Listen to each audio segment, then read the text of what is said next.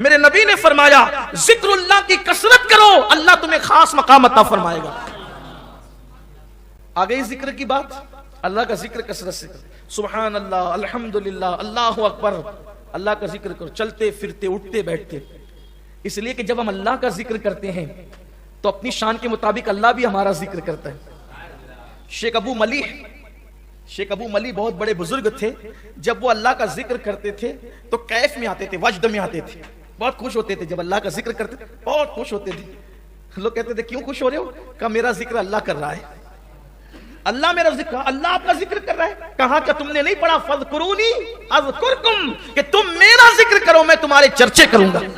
اور حدیث پاک ہے جب تم محفل میں اللہ کا ذکر کرتے ہو، اللہ اس سے بہتر محفل فرشتوں کی محفل میں تمہارا ذکر کرتا ہے۔ جب تم مجمع میں ذکر کرتے ہو، فرشتوں کے مجمع میں تمہارا ذکر کرتا ہے۔ اور جب تم اکیلے میں اللہ کا ذکر کرتے ہو تو اللہ تبارک و تعالی شان تنہائی کے ساتھ تمہارا ذکر فرماتا ہے اور وہ تمہارے چرچے کا، اللہ کا ذکر کرو۔ لیکن یہاں پھر ایک بات کہوں گا اور ضرور کہوں گا، ذکر وہ نہیں ہے، ذکر کہتے ہیں یاد کو، ذکر کہتے ہیں زبان کری اللہ اللہ اللہ اور دل میں کچھ ہے ہی نہیں، کچھ پتہ نہیں کیا ہو رہا ہے۔ تو جب زبان اللہ کہے تو دل میں بھی تو اللہ کی یاد ہو۔ کچھ لوگ تو ایسے ہیں کہ وہ یوں تسبیح پھراتے ہیں کہ لگتا ہے کہ پڑھ کیا رہا ہے۔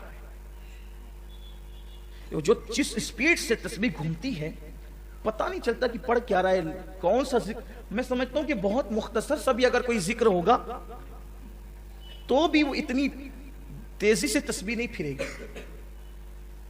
اور کچھ ایسے بھی اللہ کے بندے ہیں جو بات کرتے ہیں تو بھی تسبیح کے دانے آگے بڑھتے رہتے ہیں۔ تو مجھے یوں لگتا ہے کہ یہ اللہ کا ذکر گن رہا ہے یا پھر یہ گفتگو کے الفاظ گن رہا ہے۔ اللہ کرے یہ بہت اچھا ہو کہ اگر کوئی گفتگو کے الفاظ گننے لگے تو پھر بہت اچھی بات ہو جائے۔ اللہ کا ذکر، اور اللہ کا ذکر وہ ہے، قرآن کہتا ہے الا بذکر اللہ تطمئن القلوب، آگاہ ہو جاؤ اللہ کے ذکر سے دلوں کو سکون ملتا ہے۔ اللہ کا ذکر کرو، اللہ کے ذاکر بن جاؤ۔ ہمارے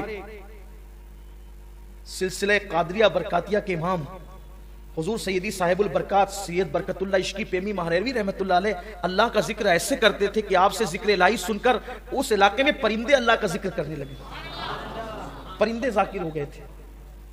یہ ذکر کی بات، اور ذکر کرنے والے پر ایک مقام ایسا آتا ہے کہ پھر اس کا دل جاری ہو جاتا ہے۔ اور سب سے افضل ذکر ہے، افضل الذکر لا الہ الا اللہ محمد الرسول اللہ صلی اللہ علیہ وسلم۔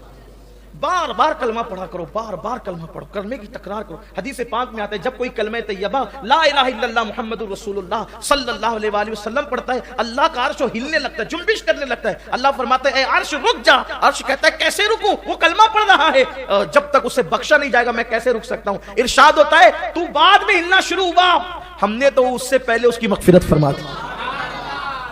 کلمہ بار بار پڑھو، اور ہو سکے تو روزانہ 100 مرتبہ پڑھنے کی عادت ڈالو، اور اس طرح پڑھو لا الہ الا اللہ محمد الرسول اللہ صلی اللہ علیہ وآلہ وسلم۔ کلمہ بھی ہو جائے گا، درود شریف بھی ہو جائے گا۔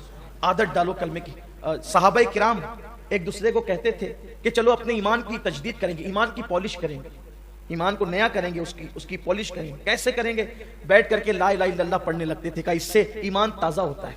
میرے آقا علیہ السلام نے فرمایا جیسے کپڑا میلا ہو جاتا ہے، پرانا ہو جاتا ہے، ویسے تمہارا دل بھی میلا ہو جاتا ہے۔ تو صحابہ نے پوچھا جب کپڑے میلے ہوتے ہیں تو دھلنے کا طریقہ ہے، دل میلا ہو تو کیسے دھلیں؟ آقا نے فرمایا اللہ کا ذکر کرو، اس سے دل کے زنگ کو دھل دیا جاتا ہے، گناہوں کے زنگ کو دھل دیا جاتا ہے، دل پاک و صاف ہو جاتا ہے، دل چمک جاتا ہے۔ اللہ کا ذکر بہت کرو۔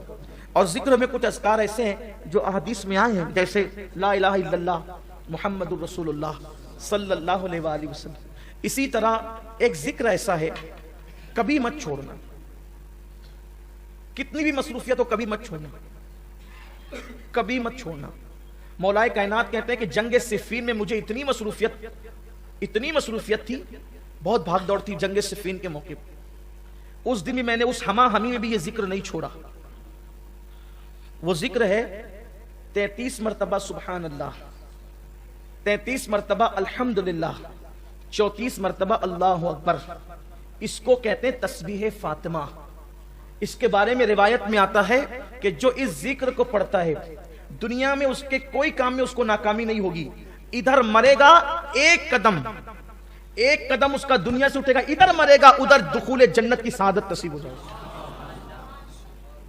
نامراد نہیں ہوگا یہ ذکر، اس لیے کبھی مت چھوڑنا اس کو. ایک کلمہ شریف سنا آپ نے، لا الہ الا اللہ محمد رسول اللہ، اس کے بعد آپ نے تسبیح فاطمہ یہ سنا، پھر اس کے بعد سبحان اللہ و بحمدہ سبحان اللہ العظیم و بحمدہ استغفر اللہ. میرے آقا فرماتے ہیں جو اتنا کہہ لے اللہ اس کو میزان بھر کے نیکی عطا فرماتا ہے.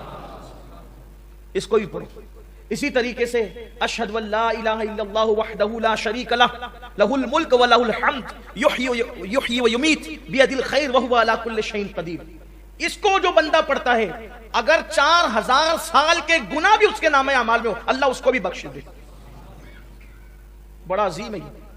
انبیاء کرام کا یہ وظیفہ ہے جو میں نے پڑھا نا، جس کو ہم چوتھے کلمے کی شکل میں پڑھتے ہیں. انبیاء پڑھتے تھے اس وظیفے کو. ایک وظیفہ اور ہے، حسبنا اللہ و نعم الوکیل.